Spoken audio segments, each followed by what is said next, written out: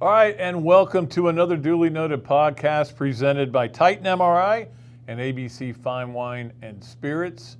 A little bit later in the show, we have got a little Titan MRI hat here that for our Leonardo's Millhopper Picks contest. Today's the day we're going to pull a name, and there's going to be a winner from our first contest. Now, this isn't our only contest. This is just this contest. So we'll pick a winner from that, and we'll that'll be kind of exciting. I'm kind of excited about it. Also, we'll start a new contest on Monday. I should say. We have a great show today. We're going to be joined by the new columnist of the Gainesville Sun, David Whitley, good friend of mine. Happy to see him come on board. Also, Ira Kaufman is going to join us from JoeBucksFan.com, which is a great website, and we'll talk about the Bucks game, obviously with the Saints, which to me is the game that I think everybody can't wait for. That'll be good. So we'll get to Dave in just a minute, but I did want to talk about a couple things to start out. One, Urban Meyer. We'll talk about Urban Meyer in just a minute.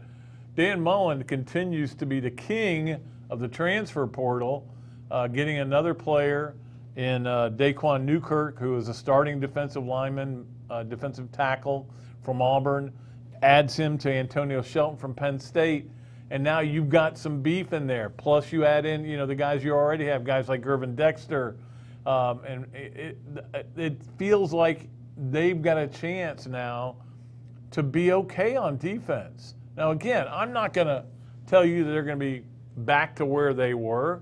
That's going to depend on the secondary. There's guys coming in the secondary that are really talented players, and they're going to be really good. Now the question is, are they going to be good right away? And we talked about this a little bit last week or earlier this week. What day is today anyway? Friday.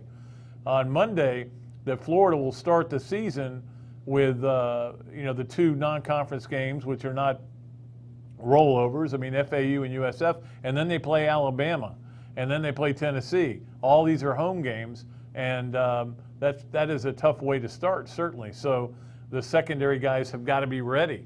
But I think the potential's there for a pretty good defense. Well, we still aren't sure who is going to be that other defensive coach. There's things I know that I can't talk about right now. As soon as I know them for sure, we'll talk about them. If one of them happens, I'm going to be very happy, and if another one happens, I won't be as happy. But to get Daquan Newkirk was a big deal. This is a guy who doesn't have gaudy stats, but defensive tackles rarely have gaudy stats.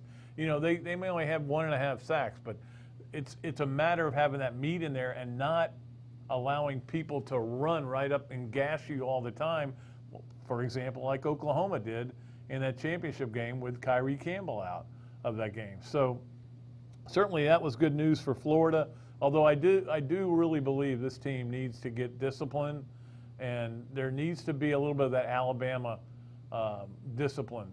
And I wrote about this in what is a new column I'm writing for WRUF.com called The Front Nine, to go along with the Back Nine. And that's the one thing I admire about them. I've talked to a lot of people about what Alabama does and how they handle things. And guys don't throw shoes at Alabama. They don't do anything quite like that. So, but we will talk about Urban Meyer, and obviously next week we'll have a guest on. I think it's going to be Frank Frangie, the voice of the Jaguars, is a good friend of mine. I think he's going to be on. Also next week, Theatric Faison's going to join us on Monday. The Friday show, Reese Davis is committed to come on. And my good friend Jason Odom, of course, whose son is playing here at Florida and who is an offensive lineman at Florida. We'll have him on, and we'll continue to bring you good guests. I hope you guys are enjoying the guests that we've been able to get. The Urban Meyer had a press conference today. Of course, it was a Zoom call. I tried to get on it, and my internet went down. Thank you very much. I didn't need that. The internet went down, and then when I finally was able to get back on it, it said, and I know, so I learned something today, that 100 people were on, so I couldn't get on. That I guess 100 is a number that you can have on a Zoom call. So, but I listened to it on the NFL Network. I wanted to get a question in. I don't think they would have let me anyway. But it sounded like much of the same stuff you heard when he came to Florida, much the same stuff you heard when he went to Ohio State. And, you know, I was actually on 1010XL to talk about it, and apparently they thought I was being too negative. Not the guys doing the show, but the callers were calling in after us saying, Dooley's so negative. Don't talk to people like Dooley about Urban. I go, just telling it like it is. All right, another guy who's going to tell it like it is and to be doing it very soon in the pages of the Gainesville Sun. And I am so happy that he is the new columnist at the Gainesville Sun. My friend David Whitley joining us right now. David, I know that you're excited to start writing and be able to. I know you're still writing down there in Orlando, but you're excited to be writing some sports up here. And you and I talked about how much I didn't go to many NFL games. You may be going to some NFL games now. So I hear. I hear a certain coach might have taken a job in Jacksonville, and as whether he succeeds or fails, it's going to be a great story. Yes. And that's the main thing that I'm interested in, as you would be, just looking for a great story. Exactly, and that's what I talked about when I was on this radio show. I said, look, I think it's going to just be intriguing. I mean, this year's story was Brady and Belichick. Okay, who was going to succeed? Was one of them going to fail? Next year's story is going to be Urban Meyer in Jacksonville, and with Trevor Lawrence, we assume. But that's going to be a huge deal. But I don't know if he's going to succeed or not. He's never done it before in the NFL. Oh, that's just it. That's the great mystery. But the best thing is I would suspect in the last 24 hours, the term Jacksonville Jaguars has been repeated 10,000 times more than it was in the previous 5 years around America. And that in itself is a victory for the Jaguars. Well, that's the thing. They say that their ticket sales are going through the roof, and and I'm like, yeah, okay. Well, let's see. Mm-hmm. You still have a 1-15 team now that you're going to see. But let's talk about you coming up to Gainesville and taking my place. It's like the old Bobcat Goldthwait joke. I didn't lose my job. It's just when I go there, somebody else is doing it. So that'll be the case with you. But obviously, you're going to do a great job. And there were a lot of names, and they were talking to. And when they told me David Whitley, I said, please hire him, because I do respect that job at the Gainesville Sun.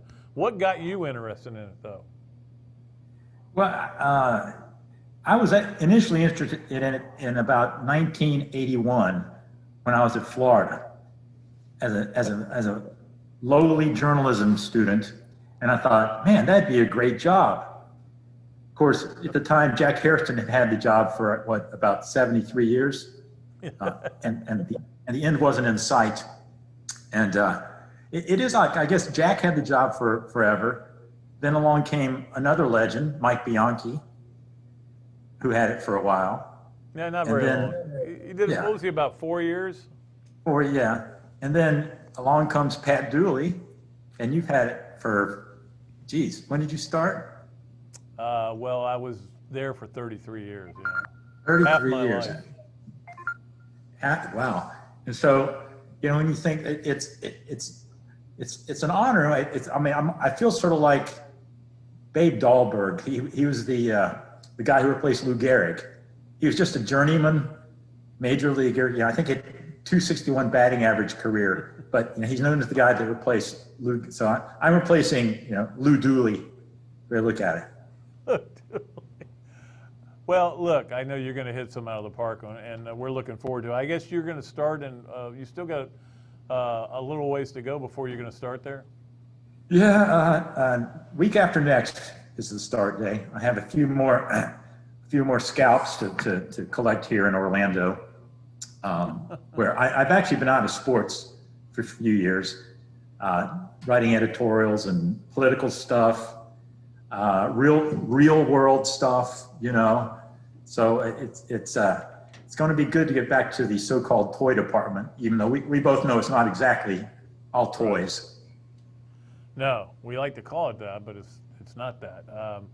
And of course, you're walking into a situation where the head coach has fans have kind of turned on him a little bit, not completely, but some of them are upset because of the way they finished the season, and that'll be an interesting dynamic going forward, through spring football and how well they do. I think it's a really important offseason for Dan Mullen.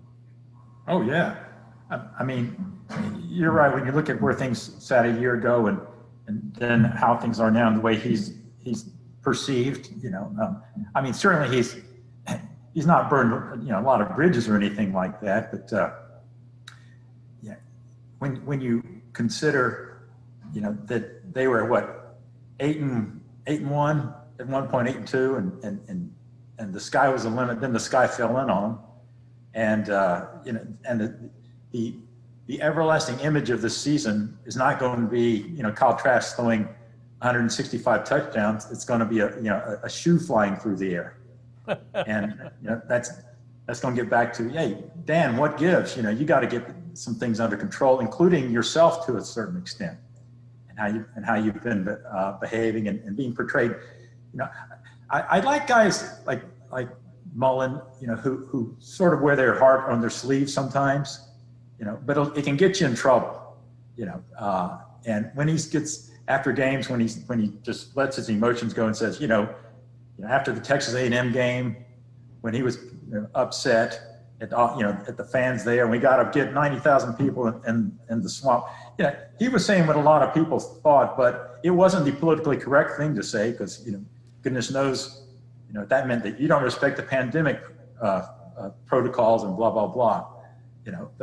But he was speaking from his heart, even though it didn't play well, and so he had to back down. But I mean, there's so many coaches that have become just robotic, almost political, and like politicians, just plug in, comment, say comment, move on with day.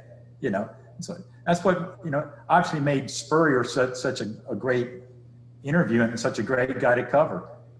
He would say whatever he wanted to say, and let the chips fall where they may, and they usually fell pretty well for him. So I like that Mullen sort of speaks from the heart. Even though it comes back to haunt him sometimes. Well, I'll give you some advice. If you're hurting for a column one day and you just can't come up with everything, his office is right there on the third floor, Steve Spurrier.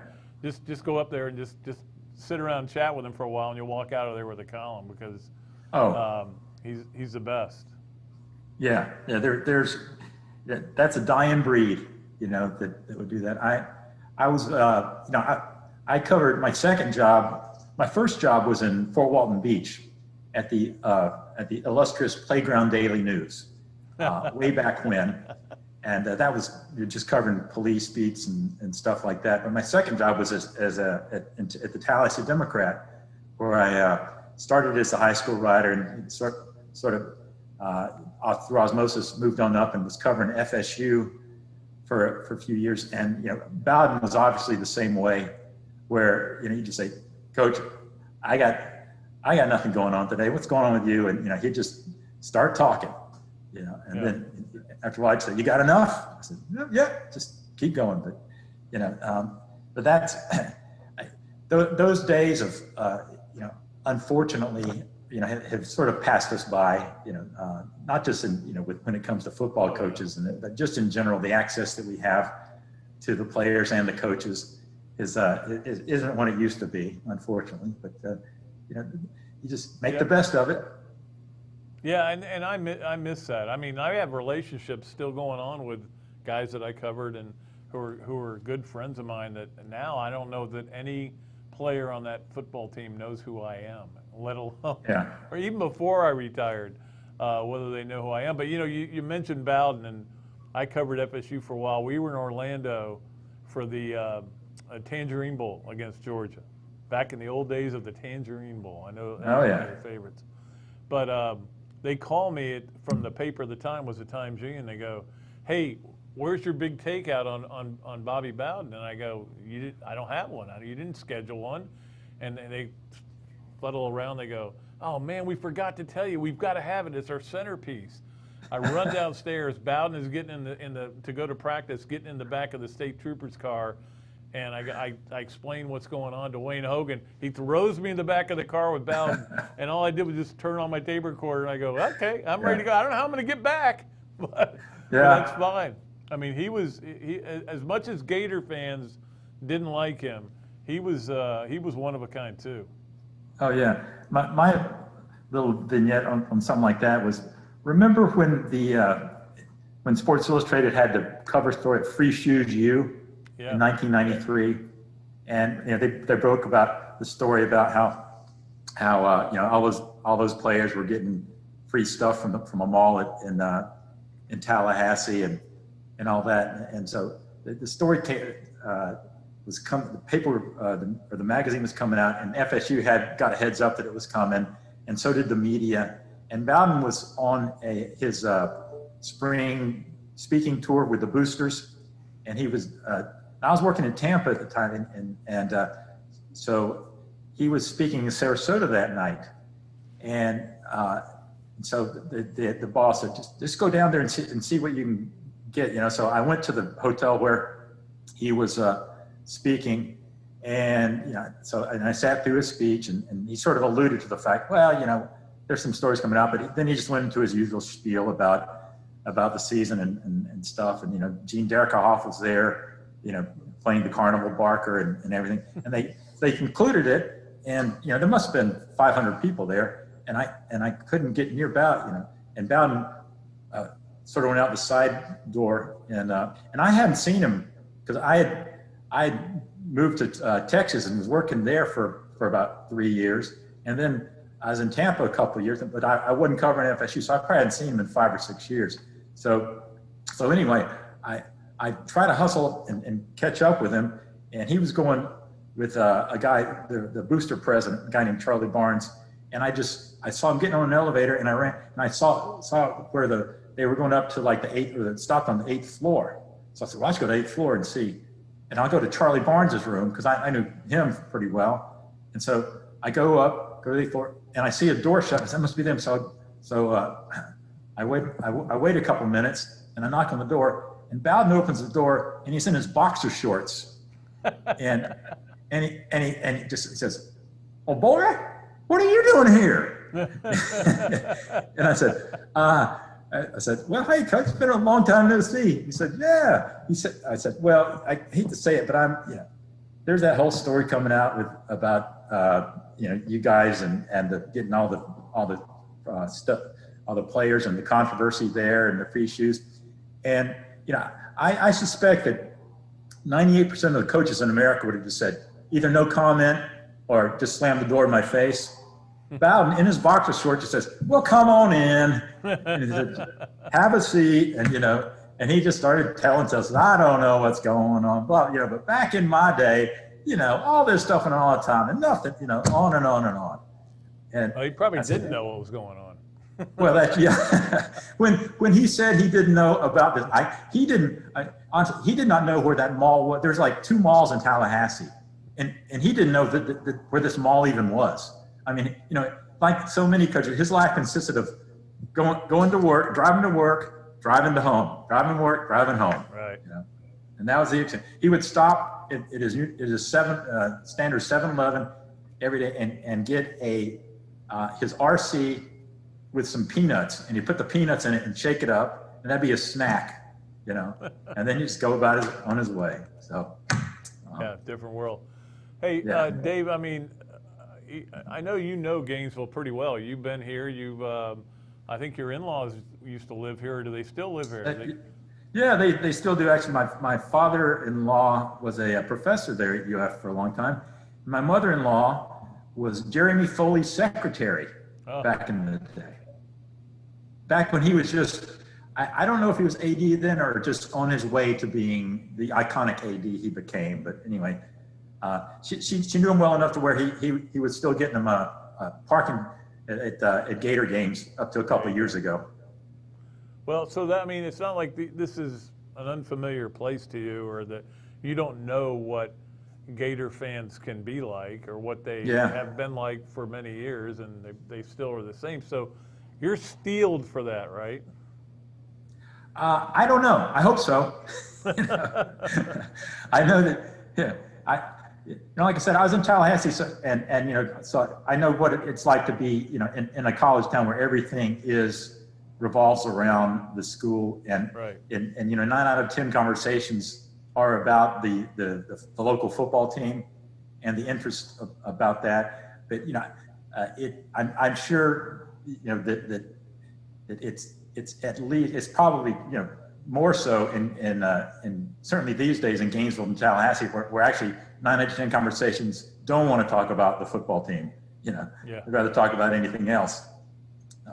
But yeah, I'm looking forward to it's great to get into that. And there's nothing better than writing about something that people are passionate about and they care about.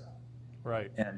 And that you cannot find nothing is compared to that dynamic of being in a college town, where you are the conduit. I mean, and it's there's a responsibility there too. You have to you have to go about it, and treat it as a serious job. I've had a too serious job the last few years as an editorial writer. You got to sit there and stroke your chin and think about political positions and all that. So I think I can combine whatever serious it takes, but also, man, I'm looking forward to just watching some football. Yeah, and basketball and everything else that goes on. Oh yeah, and I mean the whole deal. I was really surprised a couple of years ago. I hadn't I really followed the minor sports as much as I should. But my daughters were into gymnastics, and they wanted to go up, and in fact their team had sort of a team trip up to see a gymnastics meet. And I thought, well, okay, how big could it be? And it was like a Friday night event, and I got there and we couldn't find a parking spot. I said, what's going on here? There must have been 10,000 people in there. Yeah. And they knew, they were into it. They knew a triple Lutz and all, far more about gymnastics than I did. And it opened my eyes to how really things have changed, certainly with women's sports since I was kicking around there in the early 80s as a student. Shoot, when I was kicking around here, they had a wrestling team. So that's a long ago. Yeah, yeah. And we're talking about real wrestling, not Hulk Hogan won there, right? That would have been entertaining to watch, just to have steel cage. Yeah, I always thought that was one thing that amateur wrestling missed, that they needed to put at least one mask on for a mystery guy, just to intrigue the crowd. All right, before I let you go, let's get back to the beginning of this and the news about Urban Meyer and the press conference today. What do you think? Do you think he'll be successful in the NFL? Because we've seen our guy we like a lot, Steve Spurrier, not succeed, went to the wrong place probably. But a lot of coaches in college that were successful did not succeed in the NFL. Yeah, well, I get the first warning sign would be if he follows the Spurrier model and starts to get the old band back together, and he tries to get Tebow at quarterback and Percy Harvin in the gang. But I don't think Urban's going to do that.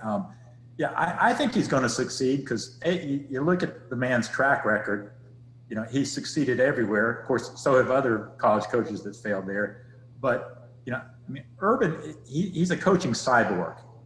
He studies everything to the nth degree, and he knows what he's getting into here.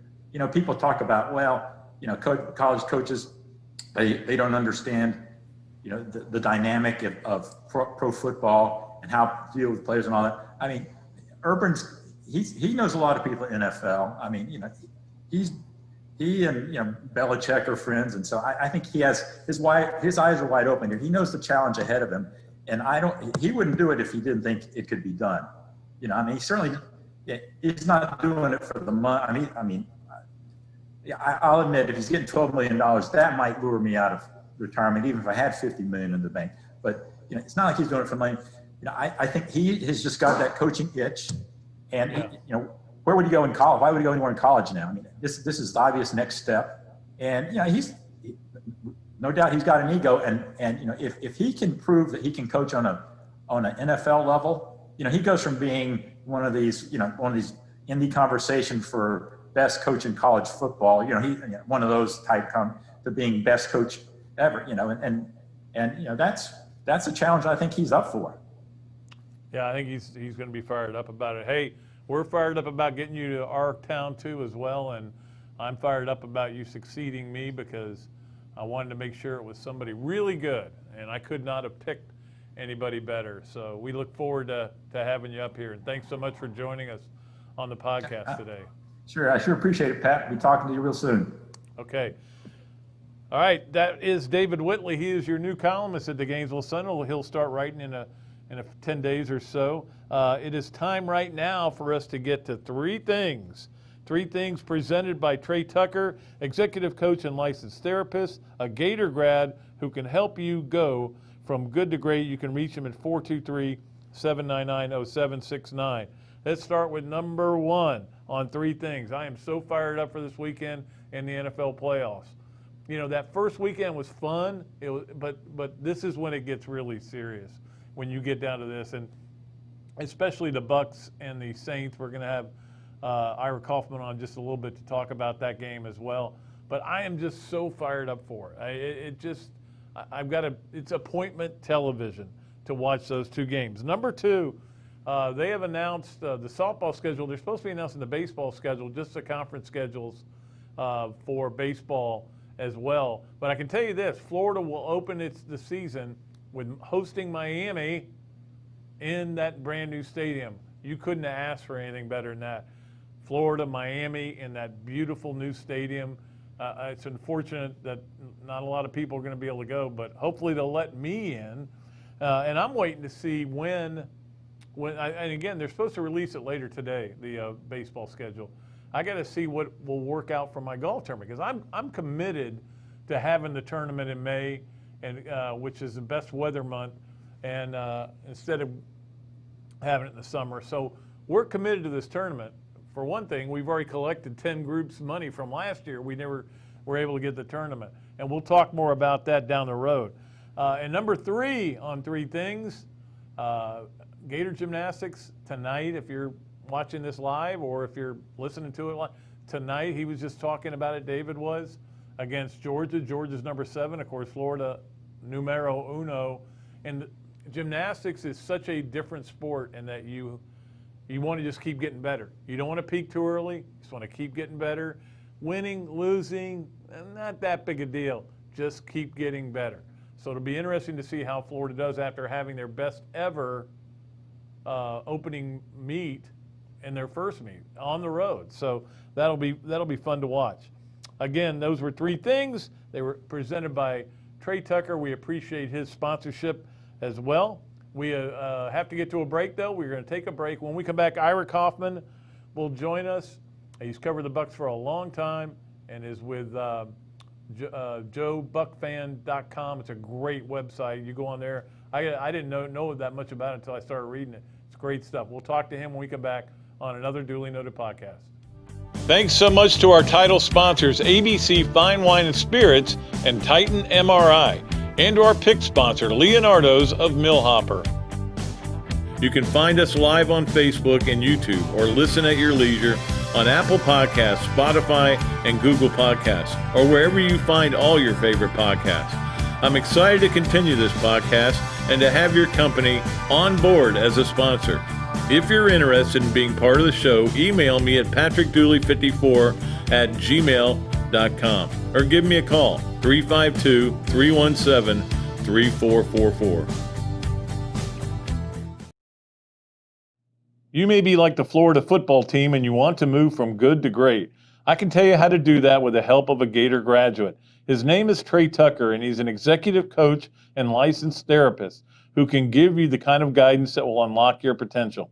With one-on-one online sessions, he'll develop your communication skills, find your purpose, and identify your strengths. Take a step in the right direction with Trey Tucker by reaching him at 423-799-0769 or trey@tuckerexecutivecoaching.com. Executive coaching from a licensed therapist with more than a decade of corporate experience and someone who knows the fight song, what's not to like? And tell them Pat Dooley sent you.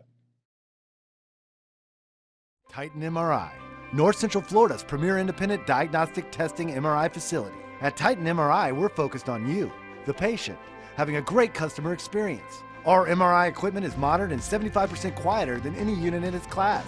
And our MRI unit has one of the largest openings of any of the newer high-strength MRI units, which allows comfortable scanning for potential claustrophobic and larger patients. At Titan MRI, we look forward to serving you.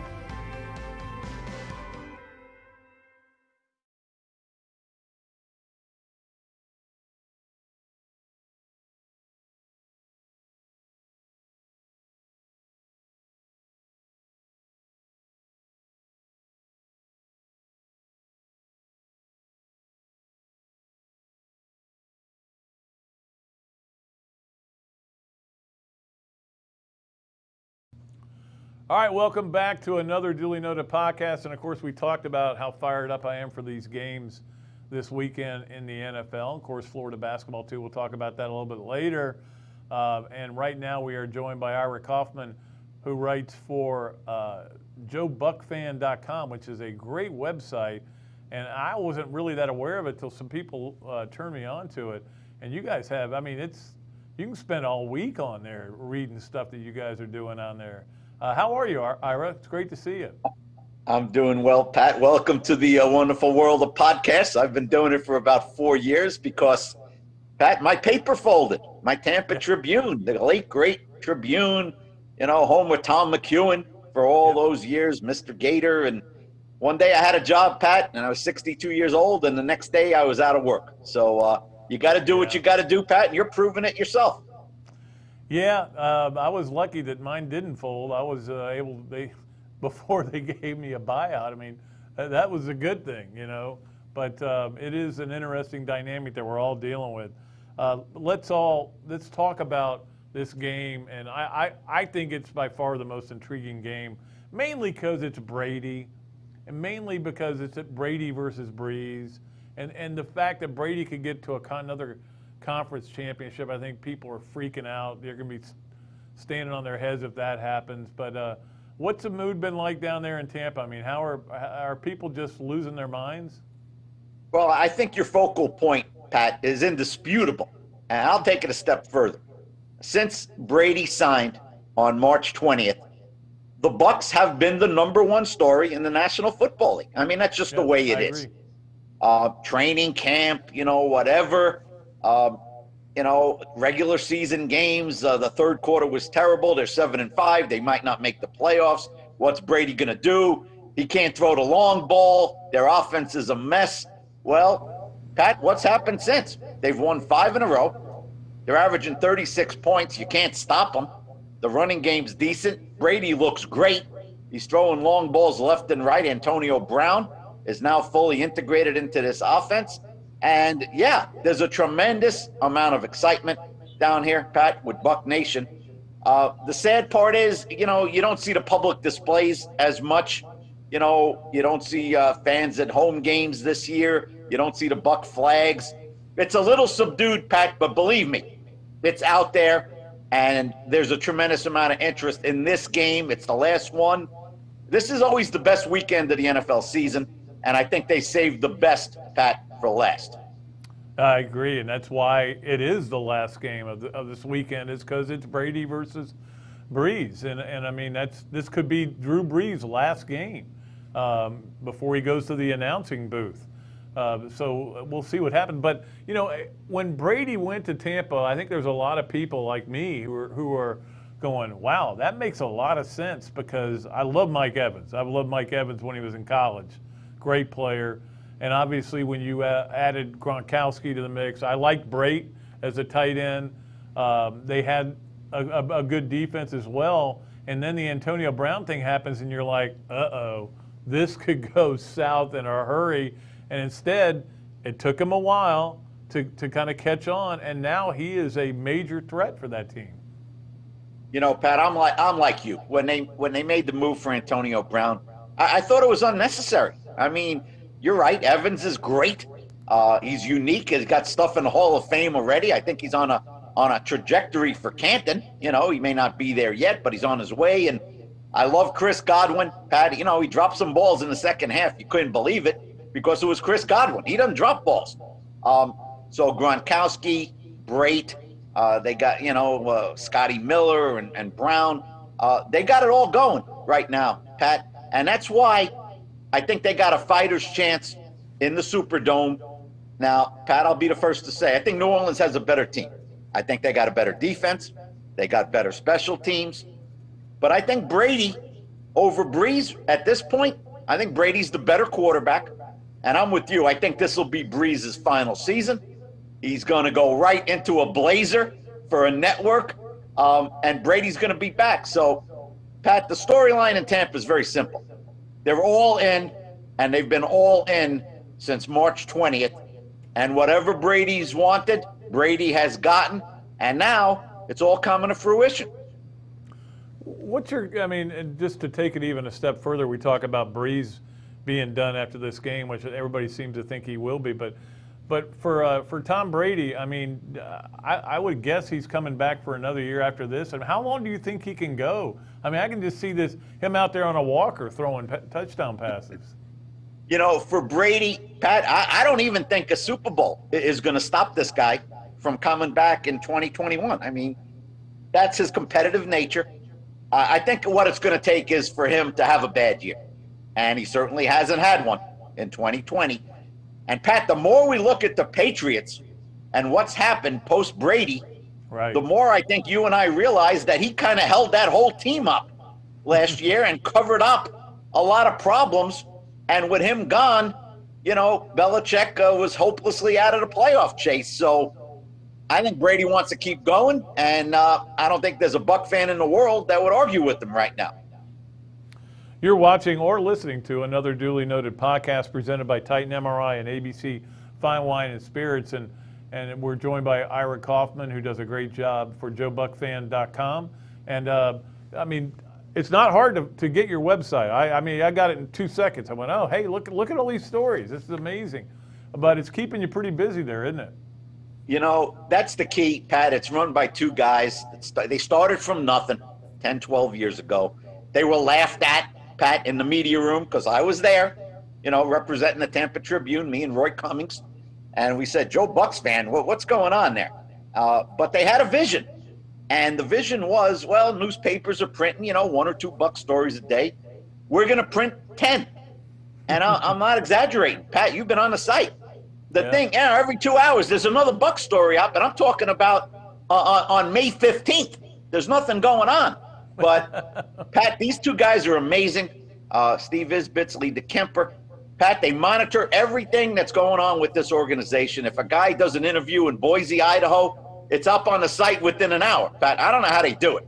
But I think that's the key is Buck fans want fresh information, fresh material.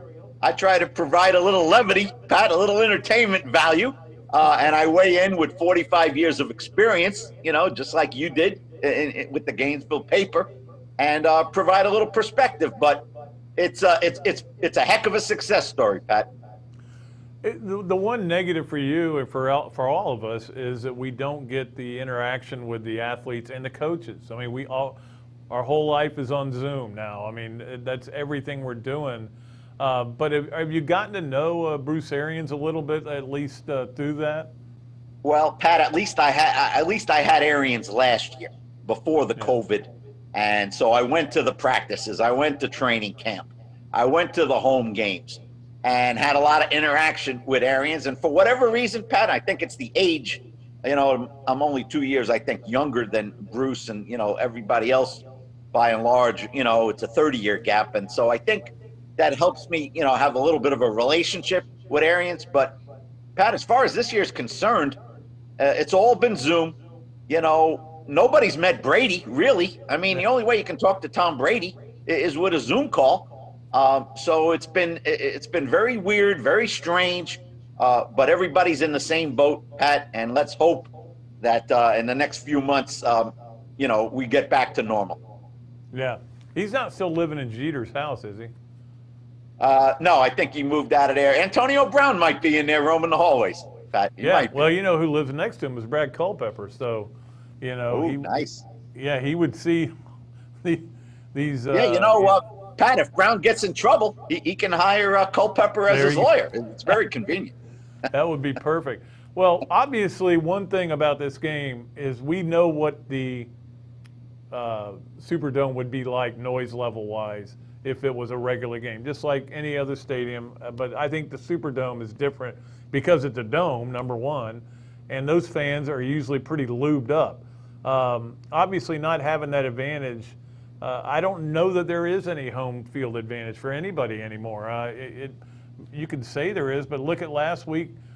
Four of the visitors of the 6 games, 4 of the visitors won. So, is there any type of home field advantage for New Orleans? Pat, the stats back up, your assertion. First time in NFL history, Pat, over the course of the regular season, all games. I believe the visitors won 1 or 2 more games than the home teams. That's never happened before.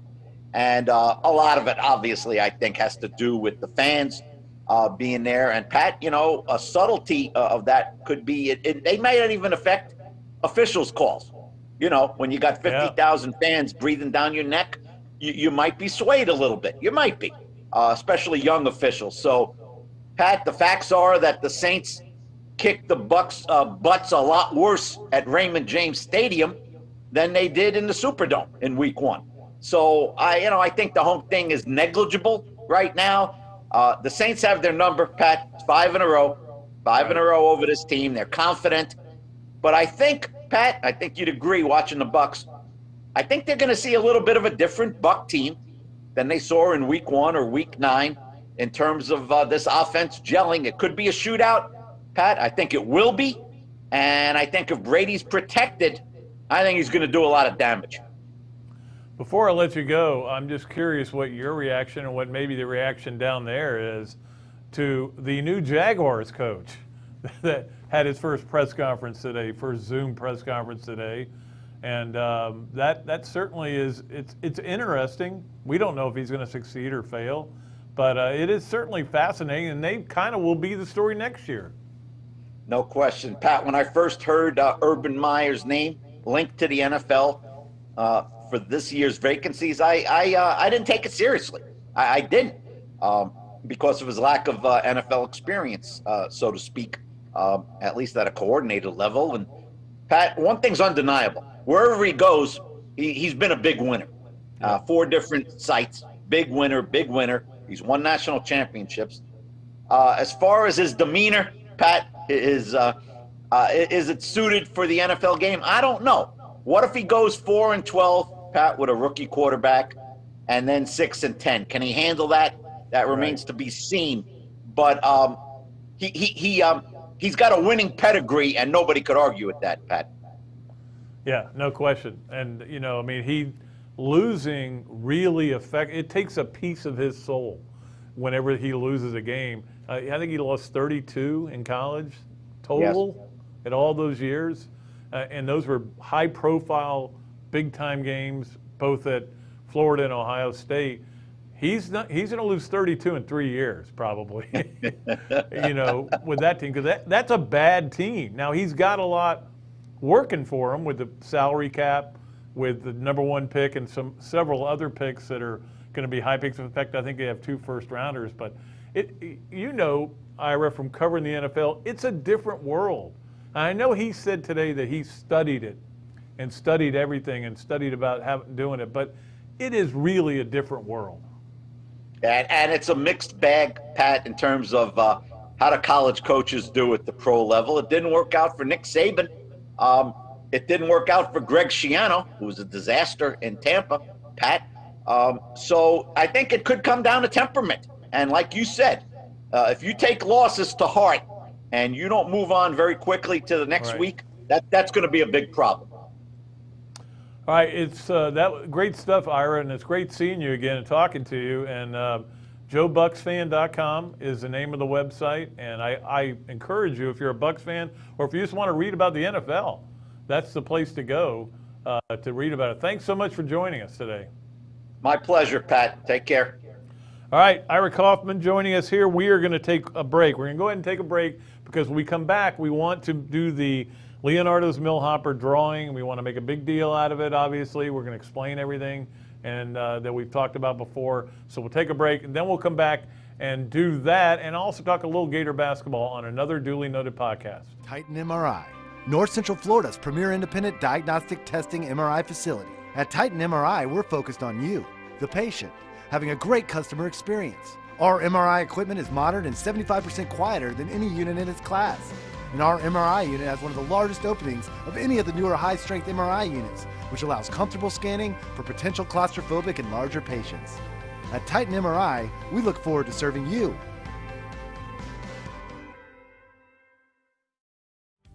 Thanks so much to our title sponsors, ABC Fine Wine and Spirits and Titan MRI, and to our pick sponsor, Leonardo's of Millhopper.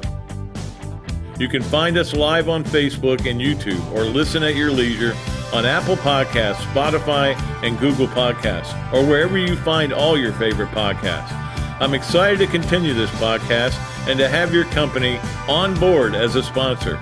If you're interested in being part of the show, email me at patrickdooley54@gmail.com or give me a call, 352-317-3444.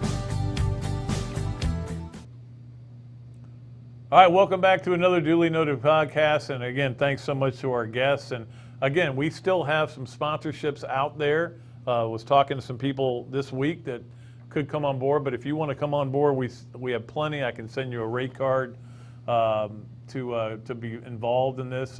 Things are looking good. It's going great. Next week, as we mentioned, we got some great guests. Cedric Fazen's going to join us, Reese Davis, Jason Odom. We got other people. Greg Sankey is going to join us. We just haven't set up the date yet. So the commissioner of the SEC is going to join us. Dan Mullen, I believe, is going to come on. We just have to figure out when it works for him as well. You can watch and listen to us live on Facebook, YouTube live as well. If you got a Facebook Live question, you can get that in. And the text line number is 352-780-0720. You can listen to the podcast whenever on Apple Podcasts, Spotify, Podbean, Overcast, CastBox. I didn't even know what CastBox was until I got a bunch of emails about it, and I looked into it. It's pretty cool. And, of course, WRUF, iHeartRadio, 39 different platforms. Remember to like, follow, and subscribe so you don't miss an episode. Now, for the first month or so of this podcast, we have been doing the Leonardo's Millhopper picks, and so every week or every 2 weeks, twice a week, somebody is qualified. Sometimes multiple people qualify because there was a tie. We weren't going to break ties, and I got them all right in this Titan MRI hat here. Now, mixing sponsorships, huh? So just to make sure you understand, the prize package, as you know, I've talked about it before, includes $100 at Mark's Prime and a bunch of shirts, and there's just a bunch of good stuff in there, and that's what I'm going to continue to do. We're going to continue to have another contest. The next contest will start on Monday of next week. But today we're going to draw a name out, one name, and that person will win the contest. And whoever it is, whoever this person is, you need to just contact me on my email. You know what it is, patrickdooley54@gmail.com, or you can call me at 352-317-3444. We've gotten some sponsors that way. People just call me and we've just talked and come up with a good way to do it. So, and we will find a way to get it to you. If you live in town, maybe you can just come by here and pick it up. If you, maybe I'll just leave it at the radio station, or we'll figure out something. If you don't live in town, we'll get it to you, I promise you. So let's see who the winner is. Now, there's some people that have qualified twice in here, so they've got 2 slips, okay? Only one winner, though. And that winner is Keith Collier. Keith Collier. Should be excited, Keith. I'm going to put that aside. I'm going to put this hat up. We should make this a permanent part of the Another Dooley Noted podcast. There you go. A Titan MRI hat. Of course, Titan MRI and ABC Fine Wine and Spirits are our main sponsors, and we appreciate them. We could still have room for one more, though. You know, if you want to get on board, we'll see what happens there. All right. The last thing I want to talk about before we cut loose, and I'm excited because I'm getting my shot tonight, and I'm really excited about that. I am very excited. I'm not that I'm not going to be wearing a mask in here or anywhere else, because I still think you need to do that. But hopefully it'll be, it'll just be a different world I'm living in, I guess. And hopefully we get to that point where everybody's going to have them soon. I know that I saw where Citi Field, they're going to open that up. They're opening up all these different stadiums so they can get multiple people in and out. What Charles Barkley said was ridiculous about how the NBA guys should all break into line because they pay more taxes.